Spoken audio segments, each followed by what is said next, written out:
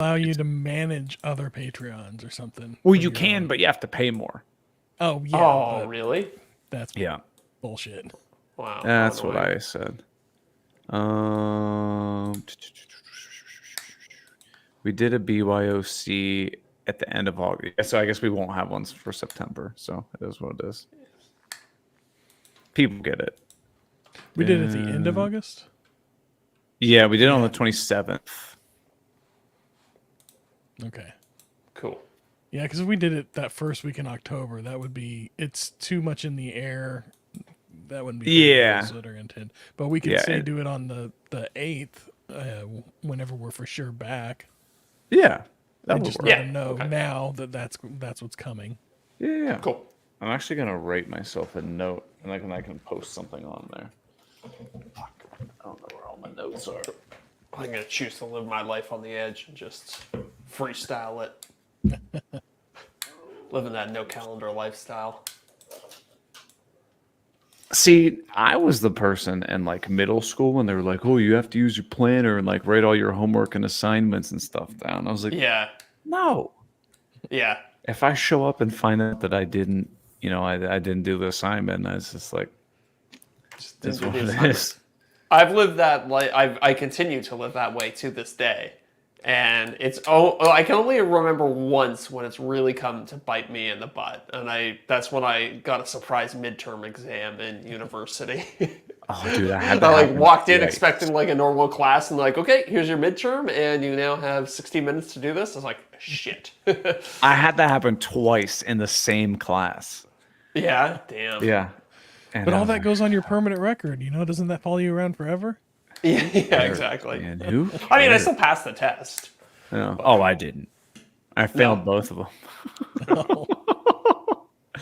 But it's one of those like best like 3 out of 5 things. So I got A's on 2 others, and I was like, well, I got 2 A's and failed 1. So if I average the 3 of those, I got like a C, and it was my last semester of college. I'm like, I'm not even gonna take the final. I don't care. Yeah. I'll take 2 A's and an F. C's get degrees, right? Right. Damn right. Got me this far. Got me this far into YouTube, I'll tell you that. Yeah, true. Now look at you. Yeah, look at me now, Mom. So you said you were gonna keep the day job and the YouTube thing going while you got the new house. Do you have an exit strategy for the day job yet, or? Whenever I'm just fed up with it. No. Yeah. Whenever the job just gets to be too much. Whenever I'm just like, I've had enough.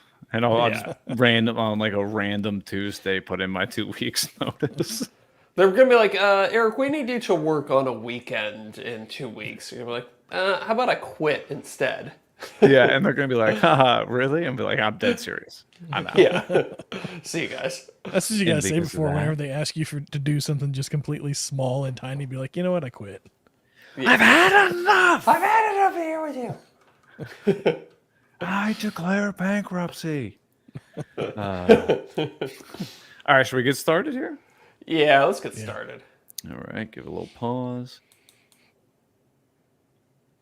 Welcome to Off the Cut, episode 133 for Tuesday, September 17th, 2024, where, just like every other Tuesday that we do the podcast, the best place to buy woodworking tools is still KM Tools. KMTools.com. Oh, sorry. I thought we were going to sync up there and be fun. We can't always sync. But you know what, Zach, why do we care about KM Tools? Well, because they're not just selling you a bunch of garbage that doesn't work because they got the best possible margins on it. They're selling stuff that they actually designed in-house or tools that they actually use themselves. Yeah. And you know what they say. If it's in their store, and it's in their shop, it's in their shop.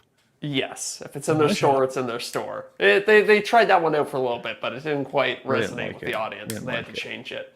Well, the really cool thing is when you go over to Cat's Moses Tools or kmtools.com, check out their awesome selection of tools. It's either created by Jonathan and his team or fellow makers that you know and love, like the Bourbon Blade. We got Tamar's 3x3 custom router jig. tons Yes, and sir. tons of other stuff, and more things coming up soon.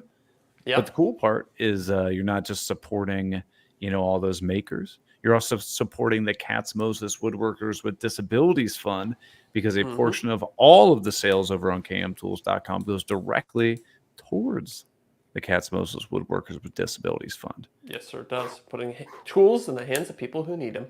And if you need tools and you want to get a $50 gift card to KM Tools, all that you got to do, support us in the podcast over here. You go to patreon.com/offthecutpodcast. You unlock the after show, which last week's after show was like an hour and 20 minutes.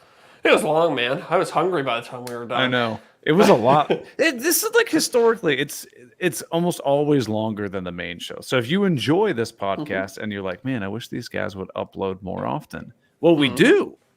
We got twice as many episodes. Yeah. And check them out. You've got the episode where Zach gets obliterated. That's true. Too drunk. Never get over that one down. Yeah.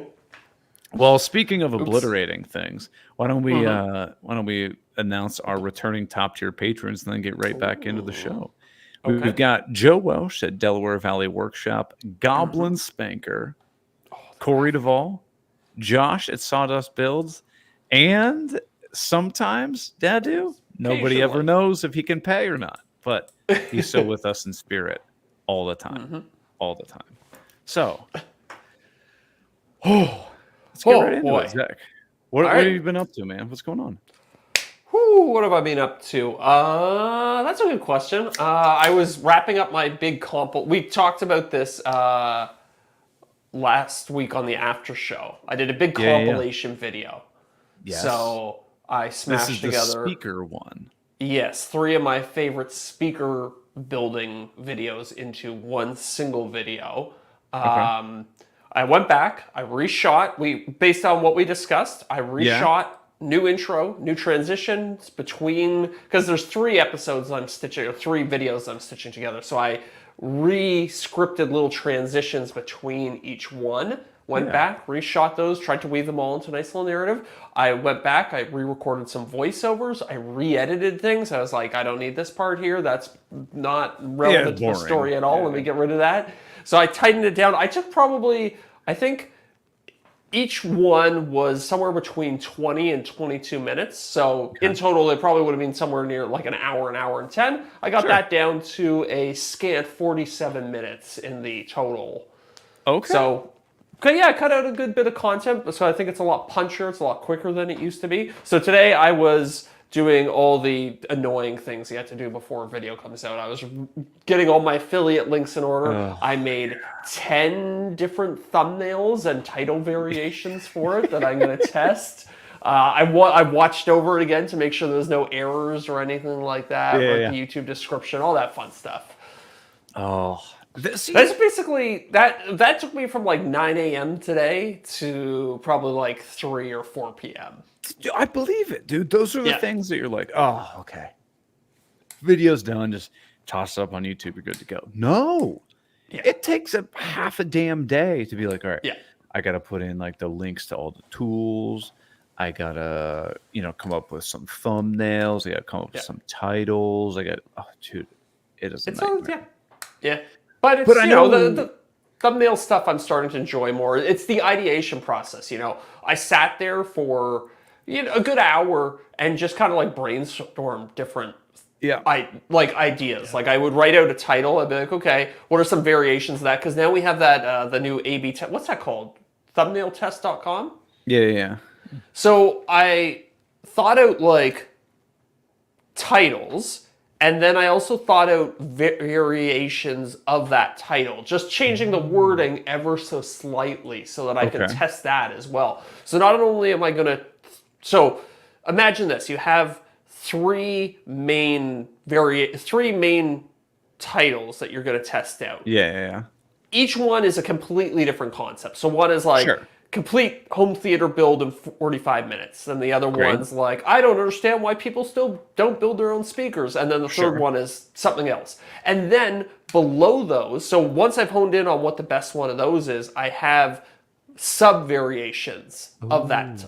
So now all of a sudden I'm same basic concept, but I'm tweaking the wording. I'm like, okay, what if I do it in fewer words? What if I remove this? What if I say build your own home theater instead of DIYing your own home theater? Or make your own home theater. Or and that's the nice thing about this thumbnailtest.com thing is you can do infinite variations. So you can be testing like 5 different versions of the same title at the same time. And then apply that same logic to thumbnails. I have different thumbnails for each of these titles, and then I have different variations of that thumbnail. So I'll have like maybe like a different word or maybe a different color. And so you can really like hone in on the best possible thumbnail and title combination. How long does it run one of the tests for on per thumbnail? You can choose. Okay. So you can say run it for 3 days. You can say run it for a week. You can say run it for just a few hours. So then it'll just run the one, and then it'll switch it out to whatever the next one is, and then rotate through them. Yes. Yeah. And you can pick how often it rotates. You can say I want to rotate every hour, or I want to rotate every day. Okay. So yeah. We need to put an affiliate link to that in the for thumbnail test. Yeah. Thumbnailtest.com/offthecut podcast. We don't have an affiliate link, but we should get one. Yeah. Yeah. So I know last week you kind of spoke about the fact that you're like I feel kind of like guilty about making one of these videos. Yeah. Now that you've gone back and you like re-edited some of the stuff and you feel like you've made, no, I don't want to talk to your person. That you've made some kind of like transitional stuff and like made it a more cohesive story. Do you feel like you've added value to the point where like you're not going to feel like guilty about putting this out? I hope so. I mean, I'll listen to the audience on this one. If a lot of people complain, like, oh, this is just reused content, then I probably won't do it again. But on the flip side, I like some of the videos that I included in this, I know didn't even get seen by all of my subscribers. Oh yeah. So chances are most people watching this, it's still going to be new content for them, right? Yeah. Yeah. So, you know, and then also like you're trying to reach a wider audience too. So yeah, I don't know. This is an experiment for me, and I'm very open to seeing how it goes. But I looked at your compilation video, the one you put out a while ago, and I looked down through the comments, and there was only like one person who noticed that it's a compilation of old videos. And everybody I even literally put like a lower third originally aired October 17th, 2021 or whatever. Yeah, I opted not to do that based on the discussion that we had last week because I don't know what it really adds, but yeah, it's yeah. And I think people who are like, you know, longtime subscribers, supporters of the channel, whatever, might look back and be like, oh man, Zach doesn't have this. He doesn't have the CNC when he built this one, or doesn't. Yeah. You know, he's in a different office. Like it's very. It's good. It's different house too. Right. Exactly. Yeah. And I think those people know, but I mean, like you said, you know, if chances are. Even so, like, dude, I don't remember. I know I've seen those videos, but if they were a year and a half, 2 years old, like, I'd be like, sure, I'll watch it again. Yeah, because I think, you know, you think about your own videos and you know them so well and so intimately. But for other people, it's just some video they saw on their feed like 2-3 years ago or something like that. They probably watched a million YouTube videos since and completely forgotten everything. Right. I've rewatched several videos on YouTube, Yeah, not even knowing until like halfway through, oh, I'm rewatching something I've seen before. And then I watch it all the way through because I'm like, well, what am I missing? Or where did I zone out at? You know, and sometimes I'll even go back and rewatch videos on purpose to look for more things. Right. Yeah, I've rewatched videos because I wanted to know like the information, and I'm like, I'll watch it once. Yeah. Like, okay, that was good to know, and I'll go back and rewatch it just to like get a refresher on it or to find specific. Yeah. But so like think of like a creator like that we've all seen. We've all seen Mark Rober videos, right? Yep. They're fun, they're enjoyable, they're educational. Yep. If he would repost one from 3 years ago, and you probably have seen it, but you don't remember it, would you watch it again? Yeah. I would too. Yeah, I would watch if he did a compilation video of all the glitter bombs. in a row. Just kind of cut Probably. out a lot of the fat. Yeah, if he kind of, but also if he like found a way to like weave them into the like a new narrative, like here, like you could talk about like the iterations of why they're there. Yeah, I don't know. And make it real snappy and be like, here's like the best reactions we got from the glitter bomb, but here's where this one failed, and then we updated it to this one, and then we updated it to this one. Like he could make a snappy 25-minute video using all recycled footage. True. That would be interesting too, to do like a normal length video, but using 3 or 4 videos worth of content. It'd be so snappy and tight. Yeah. Why should rewatching YouTube videos be anything different than rewatching an old TV show that you enjoy? Seinfeld. Well, and that's a great point too. Like I rewatch some of my favorite TV shows all the time as well. Yeah. So yeah. I think some people just view it as a cop out. Yeah. Sure, for sure. And I mean, I'm sure somebody is going to say that in the comments, and I'm emotionally prepared to take that hit from. Yeah. But if it's 100 people, it's like, okay, maybe I'll rethink it. If it's 2 or 3 people, it's like, okay, well then, and then the rest of the comments are overwhelmingly positive, then maybe I'll make some more of them. Do you think you're going to make more? I mean, based on how this one went, yeah. Yeah. Am I going to make one a month? No. No, definitely not. Maybe 2 Once a in year. 6 months? Probably like 1 a year. Yeah. Well, and the other thing is I need a filler video. So I'm in contract negotiation with a sponsor right now, and it's not going as fast as I would like, but I really wanted to get a video out before I went on vacation. I have a video that's done, but I just need to attach and it's like set aside for the sponsor. I was like, I really want to get that out before I'm going. Right. Contract negotiations are slow. It doesn't look like that's going to happen. So I'm like, okay, let me bump this one up as kind of like a stopgap.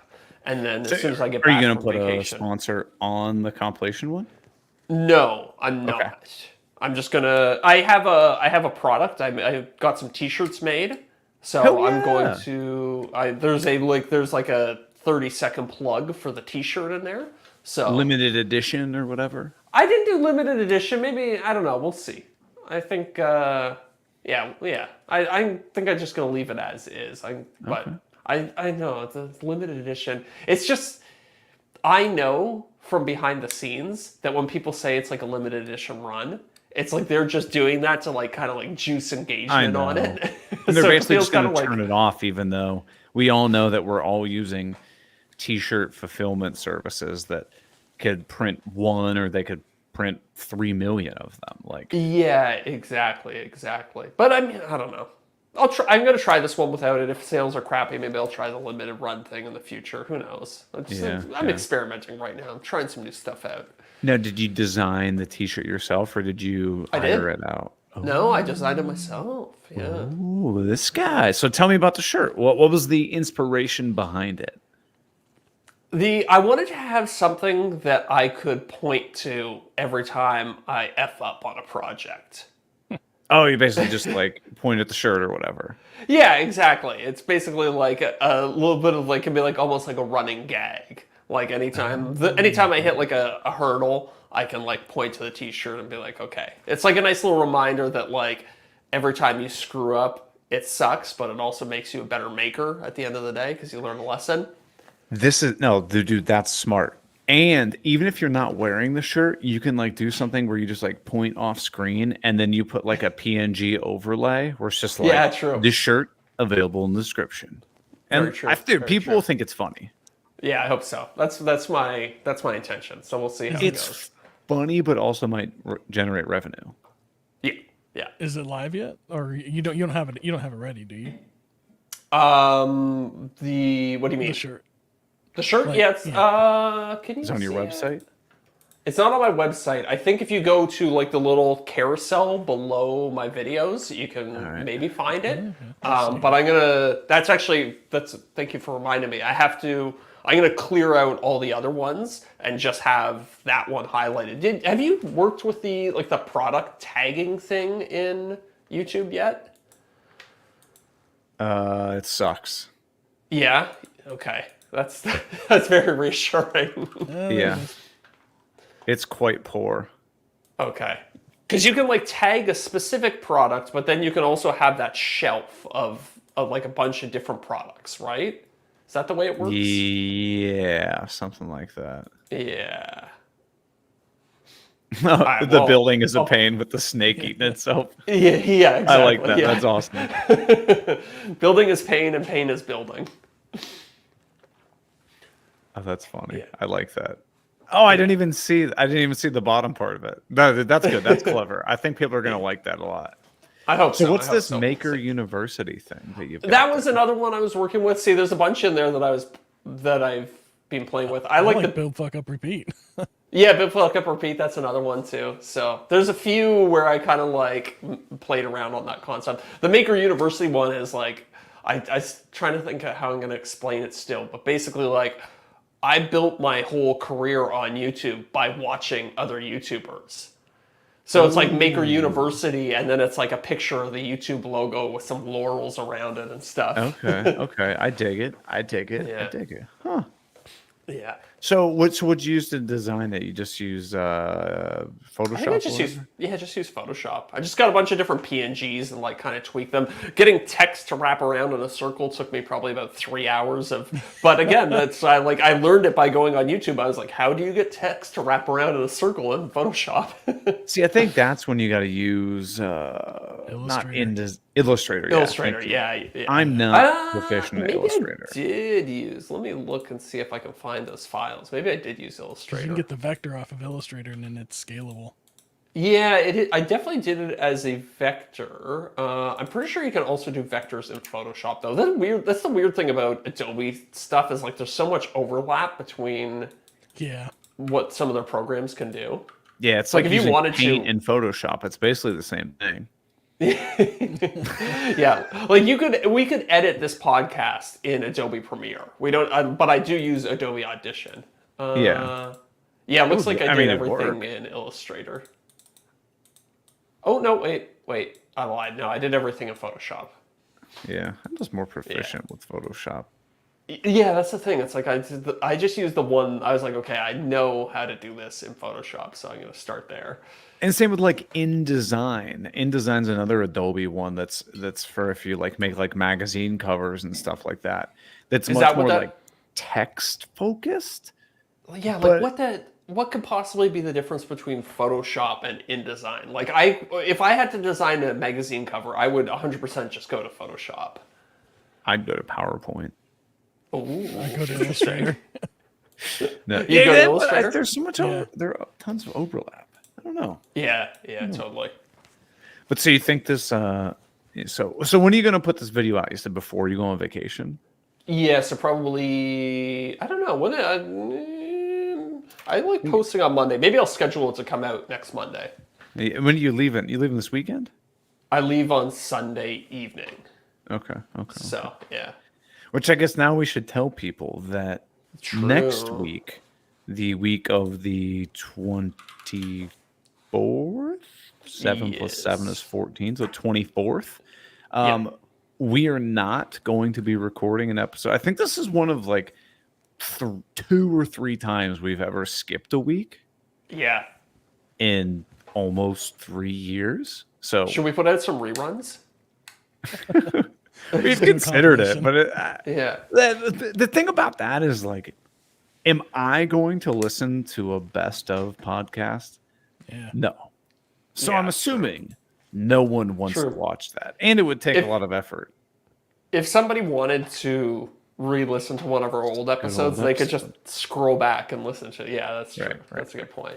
So we're going to be taking next week off, and potentially the week after that, or we might just move the episode to later in the week. It just kind of depends how you coming back from vacation ends and seeing how moving ends and whatnot. But stay patient, people. And that would also mean this month we're not going to do a BYOC live hangout. So our apologies.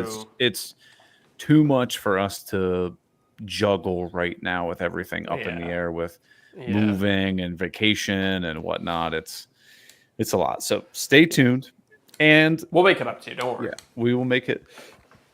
Goodness. excuse me, we'll make it up to you, and we'll get some guests to get on the show too. We've we been need to pausing learn on some that guests. during all of the All the chaos. craziness. Yeah. Hang with us. Hang with us. We need to get some guests. Stand by. Though. Guests are fun. Yeah. We always have a good time with guests. Yeah. We always have. And then whenever we have a guest, I'm like, I need a break where we just have a regular episode and talk about normal stuff. Yeah. Have you ever been to the airport and like somebody walks in front of you?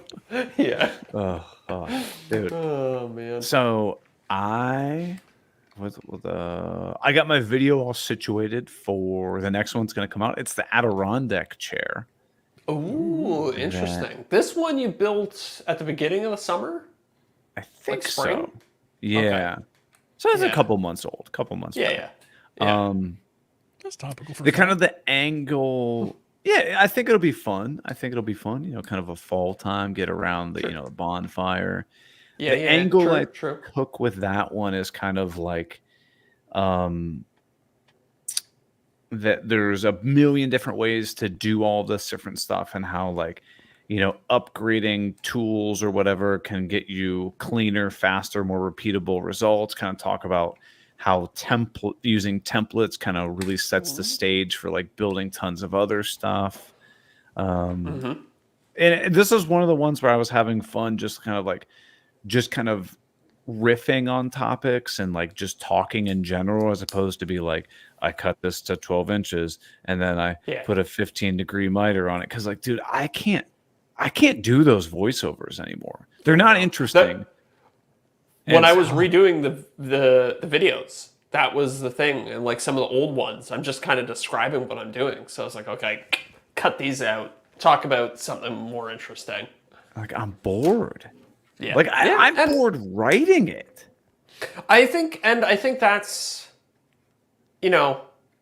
something a lot of early YouTubers don't get. Like, I know that's something, well, I think we both had that issue, right? And we're like, we work really hard on projects. We put out these videos and then, nobody would watch them. And be like, what the hell? This is a good video. But it's like, it's just boring if you're just describing what you're doing.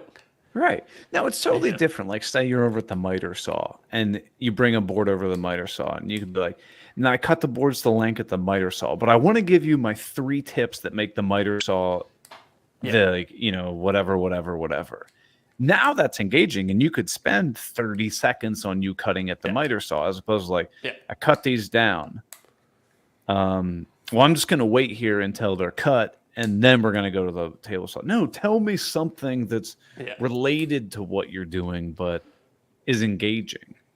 And so, go ahead, Eric. I was gonna say, how far disconnected do you think your voiceover could get from what's actually happening on the screen? Like, could you tell a completely different story as the voiceover? I mean, look at Cam. He does that all the time.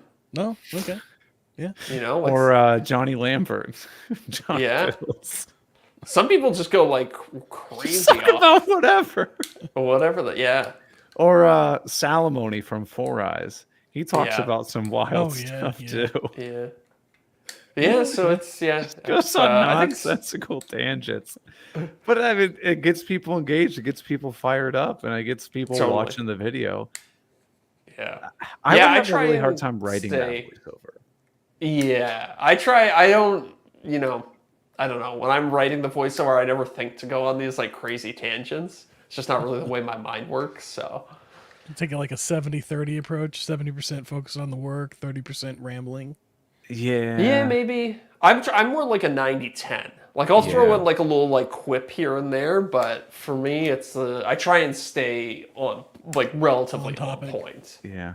Sometimes if I have something come to mind, or like if I'm doing a voiceover and it makes me like think of something else, I'll like, maybe go down a little bit of a tangent. But sometimes I literally be like, as I'm writing, I feel like I'm going down on a tangent. And so I'll make it part of the voiceover, be like, well, I feel like we're going on a tangent, so let's get back on track. Like, that would literally be like in the voiceover sometimes. But I think it's kind of like a fun way to like bring somebody along with like what you're thinking, but being like, hold on, wait, let's get back on topic here. Yeah. But so I've been working on that video, that one. You got a sponsor for it? Yeah. Yeah. Yeah. So this is the one I'm doing for Fiverr. And Oh, like, okay. And so you did a video for them a while ago. Is this Yeah. was it like a package deal? They were like, we want 3 videos, or did they just like the first one and they came back for more? Yeah, exactly. So it was not a Okay. package deal. They wanted to renew. Okay. And so like Fiverr is I've had awesome experience with Fiverr, no issues whatsoever. But I'm like, I don't really need this guy to do anything. Oh. And So you're so I'm just gonna literally say the exact same thing I did last time that I had this guy build me the model and this and that. I mean, I didn't, yeah. but like I absolutely could have asked him to Yeah. build it and it Yeah. would have been great. But then so What here's what I'm if thinking, like, do I what if just you just send the guy the message, be like, hey, I don't need you to do anything, but I have to do this for a sponsor thing. Can you just send me back any file?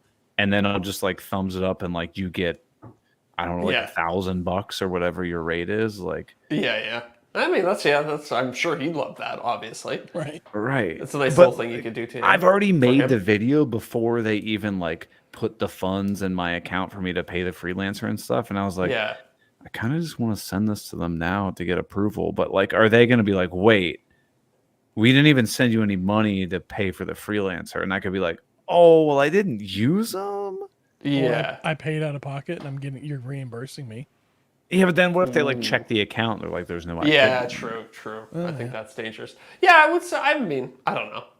Honestly, if I were in your position, just to make your life as easy as possible, I'd probably just wait till the funds hit my account and then pretend I did it really, really quickly.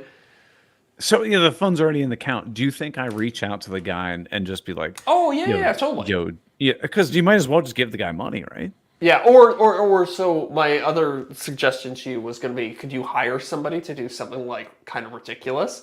Like, could you hire somebody to make like background music or something like that? Yeah.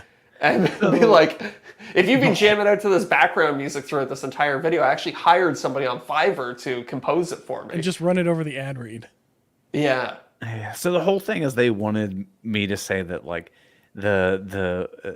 the designer, like interior designer, like designed this piece of furniture or helped me with it, and like I see. because of them I was able to do the project I or something see. like I that. see. Like, Gotcha. What if you just reached out to one of them and you take your rough sketch of what the design is and tell them to put it into like a CAD system? That's but it. I don't want to Just- make somebody have to work for something I'm not going to use. Yeah, totally. Or I Yeah, honestly just think I'm going to reach out to the guy and be like, dude, here's the thing. Doing a YouTube ad, I Yeah. have everything that I need. I'm just going to give you the funds. I know this seems scammy. Yeah. I'm literally just going to give you the funds. Yeah, and just then do that. just, Yeah. I'm Or going to be maybe- like, this is, just send me a picture Merry of Christmas. peanut butter and jelly. Is there anything that this guy could do for you for like a future project? Maybe be like, could I just like pay you in advance essentially? And then like maybe in the future you help me with something? okay. Put 'em on I a see where you're retainer? going with this. Put him on like a little bit of a retainer, and that way like he's not like creeped out by it, doesn't think it's scammy, and then maybe who knows, maybe you forget to actually follow up on that in the future. Or I basically just pay him to do something for a different project. Yeah. And then this seems shady, but like you get where I'm coming from. Like, Yeah. like if I don't need the service, but I know Fiverr has worked out great. I've used Fiverr tons of times. I'm For sure. happy Yeah, to yeah. promote it. It's great. Yeah. But I don't It's need good the service. service on this video. Yeah. So like, do I just hire him to do something unrelated to the video? Yeah, I mean, yeah, maybe. Get your money's worth. I was gonna say, so what is this guy's specialty? Engineering design, specifically like furniture design, production drawings, renderings, and like interior design. Ooh, And maybe he's you can get not him to- cheap, dude. It's like $1,000 to get this guy to do like a design about something. So like he's good. Okay, Yeah. what if you spun this a little bit, milked it for a little bit more, and had him design you a piece of furniture unlike anything you've ever seen before. Just like whatever you want to put out there, right? And then whenever he comes back at you with whatever his design is, put it up to your Patrons to vote on whether or not that's something they'd like to see you build down the line. Interesting. That's interesting. That's interesting. I like that idea. You can double dip off of it. Yeah. Ooh, you got me thinking, Deric. I like where your head's at, man. I like where your head's at. Have you considered that, and try not to take this the wrong way, that this guy might not want to have his name attached to your design? So I have. So here's what I did. Here's what I did. Right. Hit me.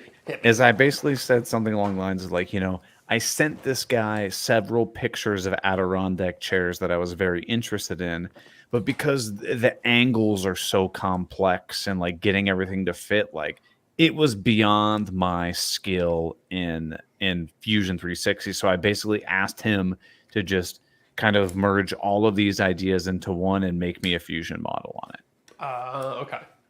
Okay. So you're not like, yeah.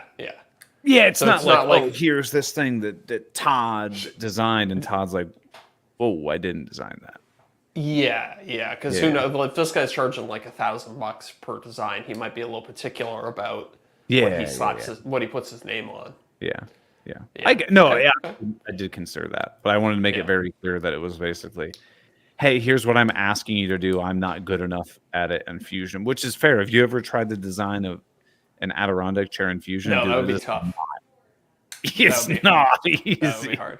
There's a lot of weird intersecting angles on Adirondack chairs. I had to, you know what? I had to make an Adirondack chair in SketchUp for a partnership like 3 years ago. Oh, wasn't it for like sucked. one of those like wood companies or whatever? It was for Craftsman. Tools. They wanted me to make they wanted me to make a hockey stick chair. I remember that.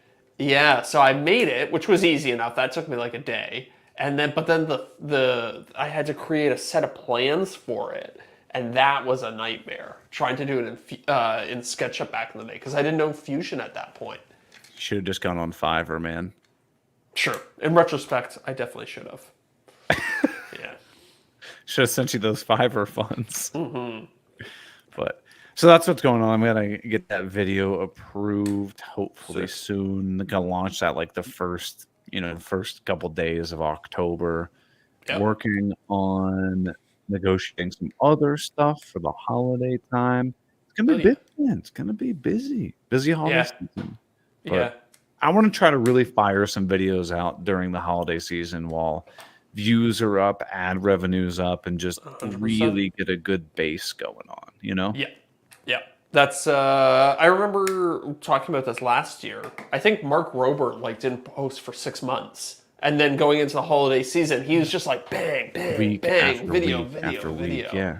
Yeah. I mean, it's a smart move. It like The part, so I haven't posted in 3 months now, which is kind of killing me. And I keep getting DMs on Instagram like, "Are you okay? Like, is everything all right?" Like, yeah. So I've been trying to use the community post thing and do more community posts and stuff like that. Oh yeah, I've seen a couple of those.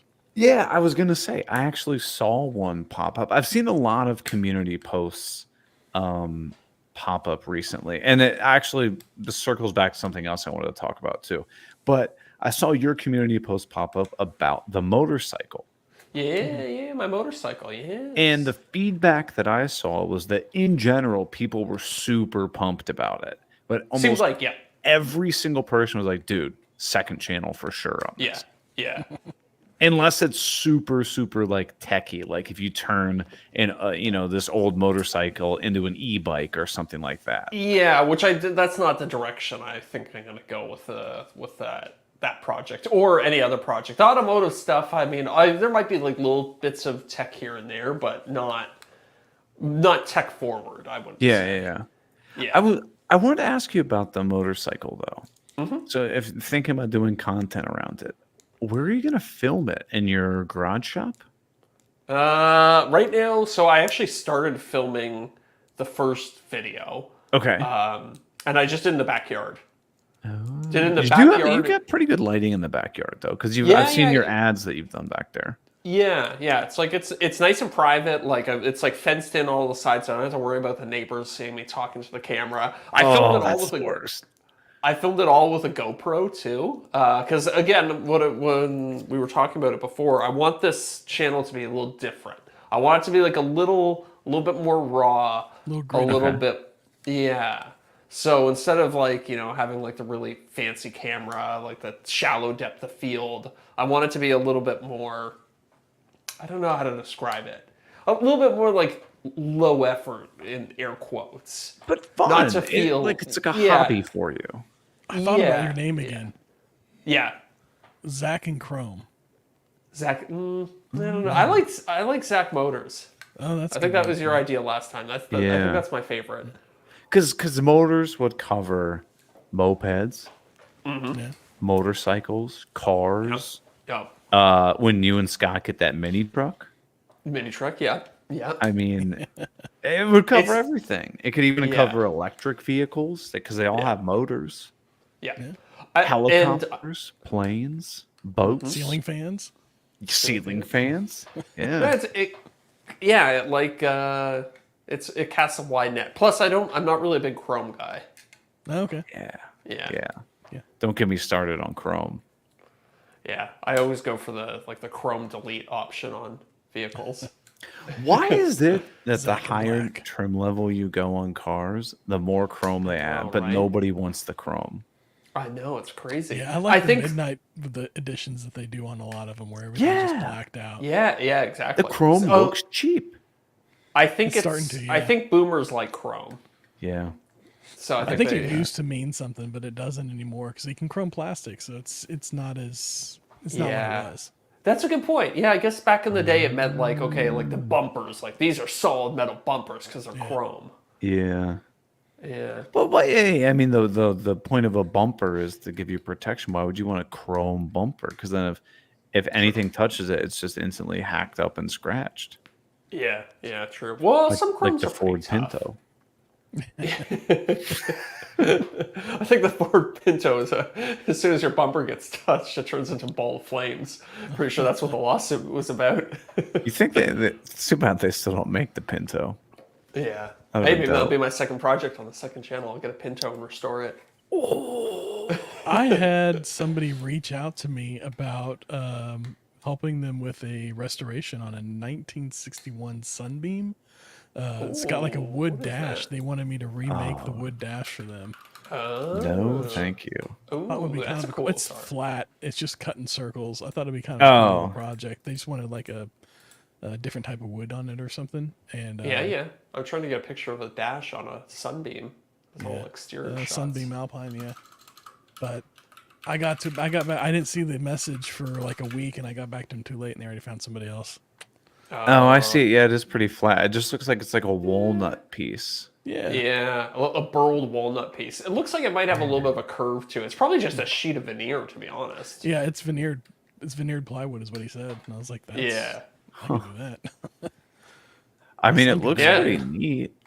Pull the old one out, use it as a template, you're good to go, Exactly. right? That's what he was going to give me Yeah. the old one as a template too, and I was like, Yeah.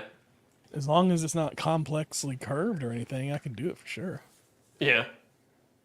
Now, is that It's fun- something you think you'd have to like impregnate with like a penetrating epoxy? Probably with a like the good hot idea. and cold, hot and cold. Yeah. Probably, yeah. I imagine. Or just That'd be lacquer fun. the ever living hell out of it. Just a million Yeah. layers. That's what they Yeah. used to do back in the day, I think. That'd be a lot It's of funny- fun though. Working on old cars, you peel them apart and you're like, oh, this is actually really simple sometimes. Yeah. I had this old Jaguar back in the day, and it was like the same thing. It had like a wood veneer dash, and it was like literally just a piece of wood veneer bonded to a slightly curved piece of plastic, and then screws in a few spots to hold it in. Yeah. It's funny that you think that all these things are like so just made to like incredible. Like, oh man, I could never build that. And then you start taking it Yeah. apart, and you're like, pretty much Yeah. everything in your car is just done with like Plastic. snap fittings of plastic, and then Yeah. like a couple screws here and there. Yeah. Yeah. Like my Yeah, first it's truck, pretty the engine impressive. bay was just like half of it was just air. Like there wasn't hardly yeah. anything under the hood, but like the engine, and then like alternator and battery, and like a few other things, and it was just. You could see straight down the bottom. You could see completely around everything. You could get to everything on it. It was so easy to work on.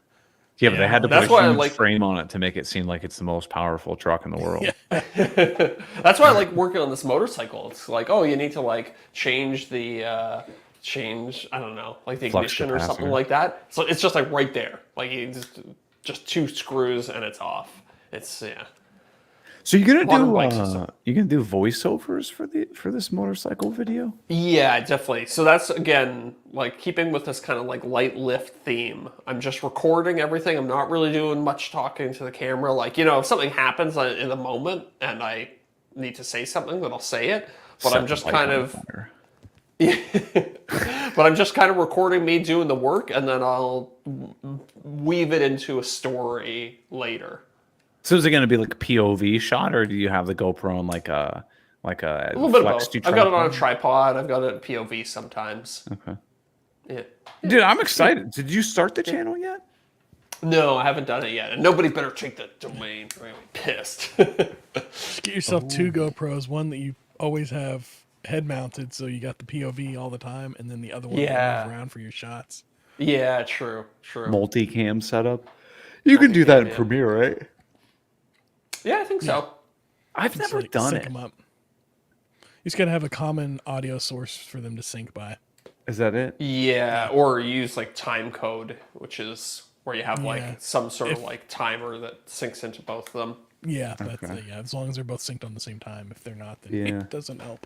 I've never tried it though. I think it'd be fun because in my head I'm thinking like, okay, you know, you put 2 clips overlay on one another, and then you just cut out the sections that you don't want. But when you do a multicam stream inside of your software, that's actually way more sophisticated than that, right? Isn't it? Yeah. Yeah, it'll make it one video stream in like Premiere Pro.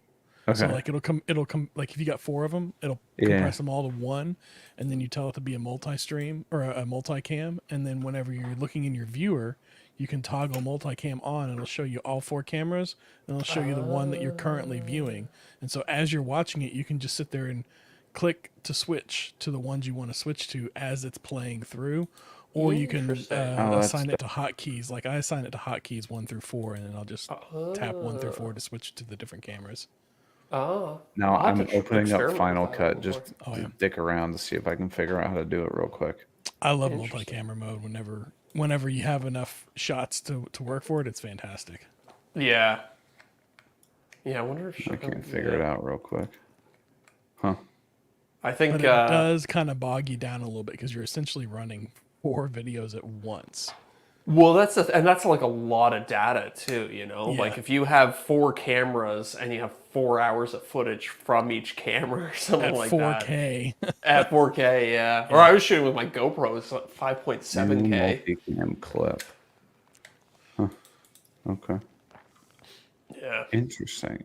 Okay. I'll have to screw around with that just to see what it looks like and like how to mess with it. I mean, I'm sure it's extremely powerful, and I'm thinking like somebody does like a music video or like a sports event. That's effectively what they're doing is they're editing a cam stream. Yep. And I'll just at the beginning, if I do it for myself at the beginning, I'll just clap twice to give myself an audio wave for it all to sync up to. Yeah, that makes sense. Unless on one of your cameras you forget to plug in your microphone. Well, I always have the one that the lav one recording to itself, and then everything else records its own audio. I see. Can record. Which lav do you have that records to itself? The Anchor work. It does. Yeah. Oh yeah. And the Rode one will do it too. The new Rode ones will do it. I think. The Rode 2 will, if you have the Rode Wireless Go, it won't, but the Rode Wireless Go 2 will. And then I have the Rode Wireless Go Pro, and that one does it as well. So is that basically just if you forget to connect it to your camera, that the audio will record in the microphone? And then you just extract the audio as like a file from the microphone. Basically as onboard storage. Yeah, exactly. It's like 8 hours of it too. You just plug it into your computer and pull it off like any other file. Yeah. See, my problem is I usually have my wireless mic plugged into my camera, but I don't always turn it on. And then I'm like, now it's just like the audio input on the camera is connected to a microphone that's not picking anything up. So then it's just like, I have a blank clip there, but it is what it is. I don't know. I am highly considering when I move upgrading the tripod. Oh, talk to me about tripods. You're gonna get a carbon fiber Manfrotto.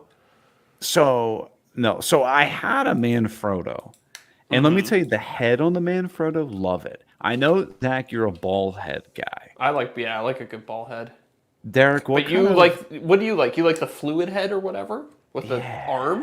Yeah. So, Deric, what kind of head do you like on your tripods? I never really thought about it. I just like the one that fits on my camera. I have one tripod. Well, I've had two, but I don't use them that often. Do you have the ball head so you can like rotate it like 360, like wherever? Yeah. You like that one? And then I definitely prefer that. Okay. So I like the ones that have like locked axes on them. So I can basically unlock one and I can just like pan side to side, or unlock another one and it goes up and down.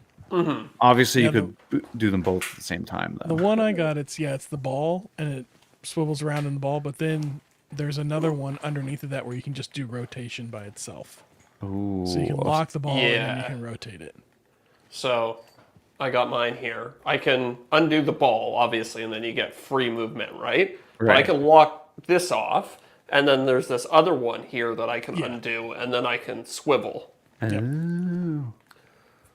Okay. So, I don't know. I might try a ball head and see if I can get in with it. I like it because I can just loosen one, flip on it, position the camera where I want, lock it off.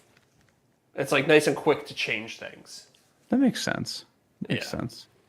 I haven't really given them much thought, but the last couple of times I shot, I didn't use my big camera. I just used that little 360 Go and my GoPro because they're easier to like put in little tight spots. And I don't like tripping over the tripod whenever I have it in the garage. I also don't like taking it out in the garage and getting it dusty. But I think I need to let that one go and just know that I'm going to have to clean it off every once in a while. But I would like to use it out in the garage more, but the cumbersomeness of a tripod kind of is a hindrance for me on there, and I think I need to find a solution so that I can shoot better video, because whenever I do shoot on it, it looks night and day different, and I think it looks so much better for sure. I feel you. I get lazy. Every time I get an action camera, I always like watch all these comparison videos, and I'm like, oh, this action camera is going to look so good. And then I get the footage and I throw it up in my editing software. I'm like, this looks flat. It looks super flat, and maybe I just need the color. Even if I try to color correct it, I'm like, it just looks. I can't color correct for anything. I try every time. Color correcting, it just looks awful. It's such an art, man. It's so hard to do. But even with like an action camera, when you try to color correct it, I'm still like, I'm not super satisfied with this. Yeah, those are the worst to color correct too, because they got the least amount of data. I can color correct better when I shoot on my Canon, for sure. Yeah. 100%. Well, you can film. I know in mine, I got the Action 4 or whatever, the DJI thing. You can shoot in Vlog, which will like basically make your footage gray, and then you just color correct from that. But like, I just don't care. I've never found the shooting at any sort of log profile to really be worth it because it adds a step to post-processing. And yes, if you're really good at coloring, like that's obviously what you want to do, but I just find you have to spend so much more time to get it to a usable state. And I don't know, my camera has something called a cinetone, which is it's like almost, it's halfway between a log. It's like a kind of like flat-ish profile that has a lot of dynamic range in it too. So usually I just grab that and boost up the saturation a little bit, and like that's good for me. I predominantly use my action cam now for like time lapse stuff. So it'd be, I would set it up and it would be like, it's a 20, 30-minute clip, but I'm only going to play it for 5 seconds. So if it's just like, you're looking for it to capture the idea, not be like super crystal clear. Like I use the action cam to do a lot of the video where I'm like moving out of the shop and packing things up and whatnot, because it can be like, like cut and cut and cut. Yeah. But it's capturing a lot of information, like, oh, I packed up all of this stuff, but I'm only going to show it for 2 seconds. Yeah.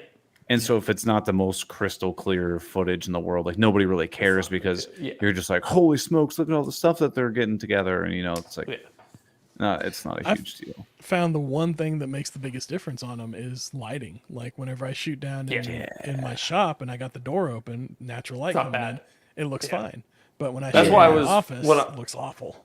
Yeah. That's why when I was filming the motorcycle stuff, I was in the backyard. It's like, okay, I think I can get away with the action camera here because it's like bright sunlit day. Yeah. And that's what they're made for, is shooting outdoors in the natural sun. Like yeah.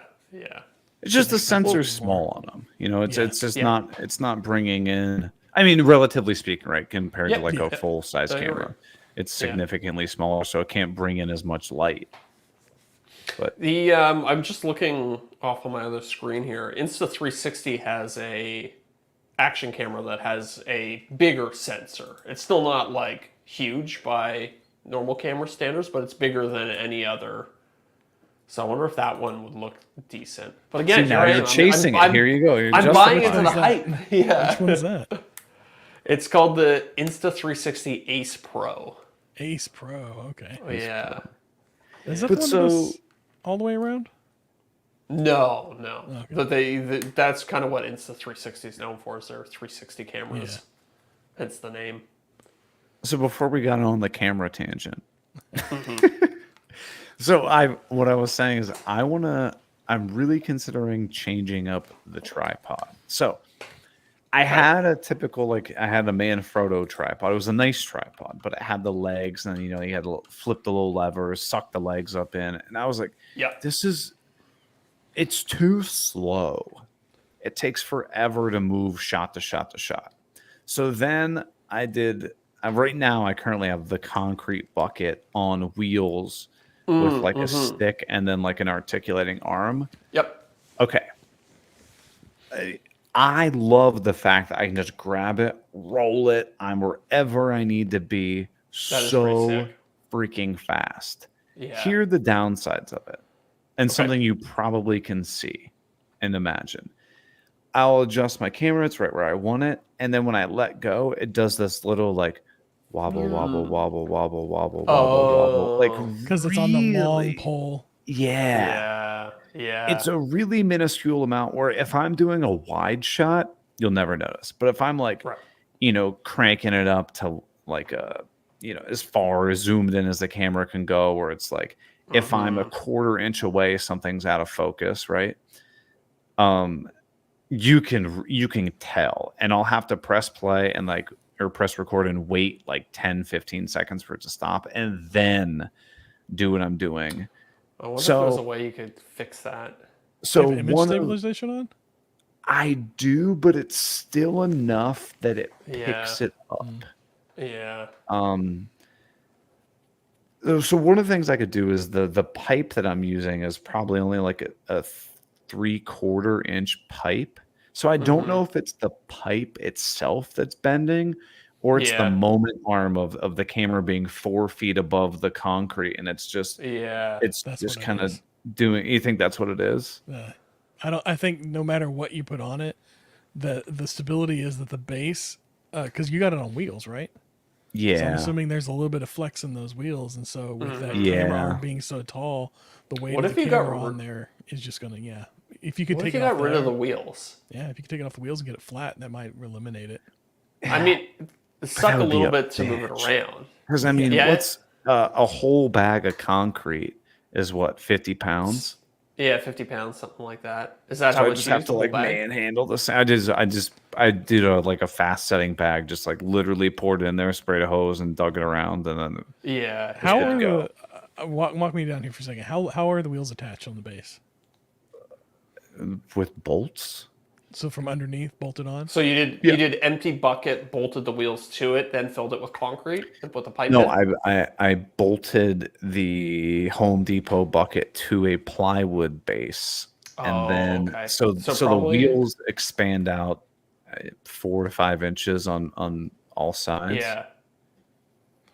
Good, because I was thinking like if you could either just to test it, wedge something underneath of there, so you basically jack it up off of those wheels and eliminate the wheels from the picture, just like a couple blocks, and see if you still have that wobble. And then if you don't have that wobble anymore, then change out your wheels to ones that are side mounted, casters that come down and lift it up and then roll. And then whenever you're want it where you have it, the casters lift off the ground and it's flat. Okay, I see what you're saying. Huh. And then that give you a stable base. Yeah. Okay. I think you just got to get jacked and no wheels. Get jacked. Yeah. See, I don't know. I just can't decide. Like, I really like how easy it is to, like, just move it around and, like, because it's on the articulating arm, like up, down, side, rotate it, whatever, it's good to go. But it's not quite there. It's so close. Brett just brought up a good point in the live chat, by the way, too. He said 3 wheels is more stable than 4. I know, and I've got 4 wheels, and I was absolutely thinking I definitely need to get rid of one of the wheels. Yeah, do a triangular base. What if you added a stabilizing gimbal to the head to hold the camera? That's never going to happen. I'm not going to do that. I think I mean, it is a good idea, but it's like that's also It's a great idea. Every time you go and film, that's like 15 minutes of setup. Oh, okay. So, Eric, walk me through this. So the pole that's in there, Yeah. how does the camera attach to the pole? Oh, how do you adjust like the height of it? I made the thing that Ben Paik from Woby Design came up. It's called like the WBY Woby like camera rig or something like that. Camera jig. Okay, gotcha. Yes. I've seen this before. And so it articulates pretty well. So that thing's probably got some flex in it too, right? Yeah, and so, I don't know. I haven't landed on it, but all of that to be said, I watched some video that Bob from I Like to Make Stuff made about, like, he was talking about the same issues about tripods. So he came up, he built this DIY rig with like skateboard wheels and like aluminum extrusion and stuff like that. Yeah. And then he pointed out that there was a video that some photography channel did with Cam from Blacktail about this camera rig that he's got that's basically like a mobile tripod that's like counterweighted and stuff like that. So he can just grab the camera and like zip it up a pole, zip it down a pole, like all this kind of stuff. And I'm like, dude, that's what I need. But I looked it up. They're like $1,500. Yeah. Okay. Honestly, going wild. What if you built like an articulating arm system? Yeah. And mounted it to the ceiling of your new garage so the camera hangs down. I did think about doing that. Wherever. Zach, I think you were the one that actually brought that up in the past, weren't you? Yeah, I have thought about doing that for a while. What's the flaw with that though? You would need like a track system.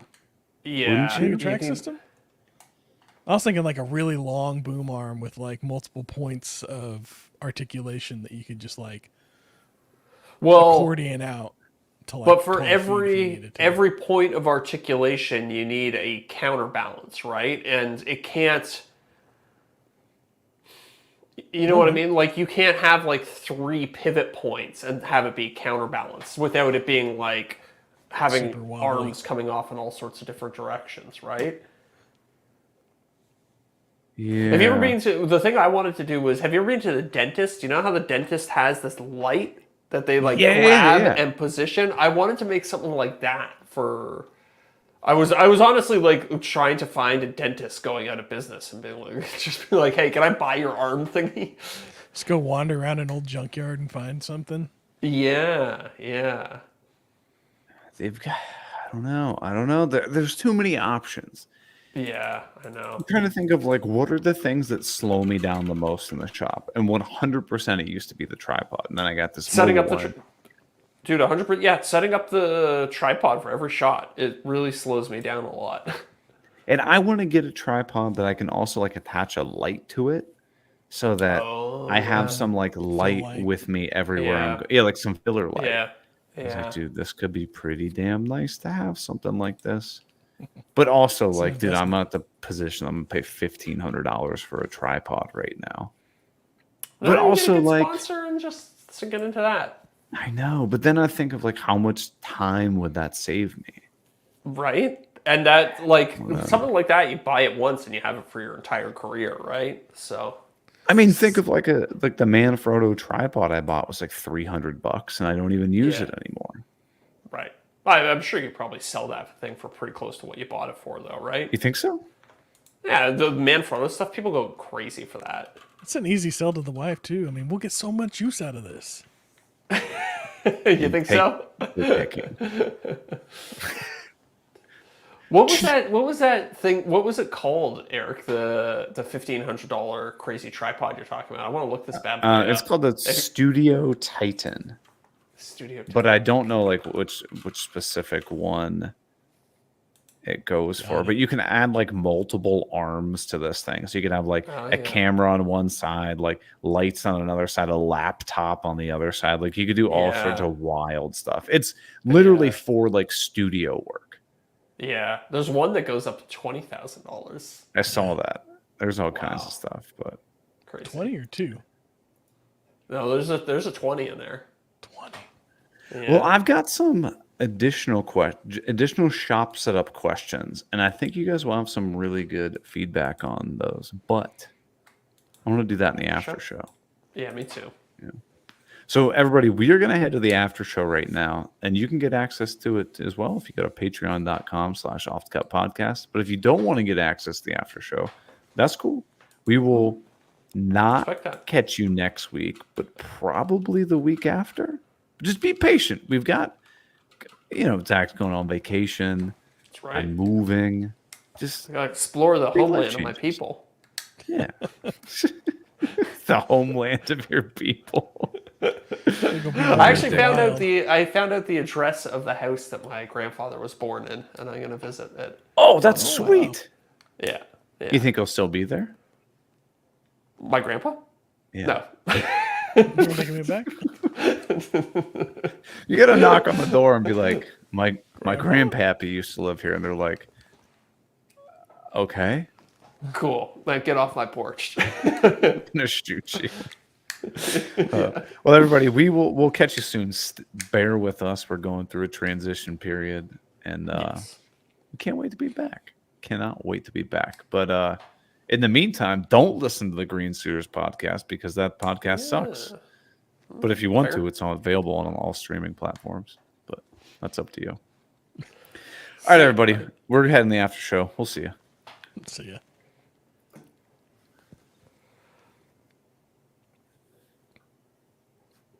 Show titles? I didn't even write anything down. Okay, what about One where they pole tripod. dancing cameras? Ooh. Yeah. Ooh. I've also get chromed out. Oh. The one where they stick their rod in a bucket of concrete. You guys tell me. I'm not chiming in on this one. You pick. This what's the live stream say? Yeah, a live stream. Give us some episode titles. The one where they woe be a camera rig. The one Brett's got, thus the tripod principle. I think the one where they discover the tripod principle. That's not bad. Yeah. It's not bad. Yeah. Okay, where they Let's do that. discover the tripod principle. Okay, principle. Now, principal is the school guy. PLE is like rule, like a principle, right? I believe so, yeah. Yeah. But Okay. I'm Such pal. Yeah. not the guy to be yeah. asking about Principles. spelling. Yeah. Yeah, All right, live stream. We're gonna get out of here. Thanks for joining us, and we'll catch you in the after show in just a few minutes. See you, crew.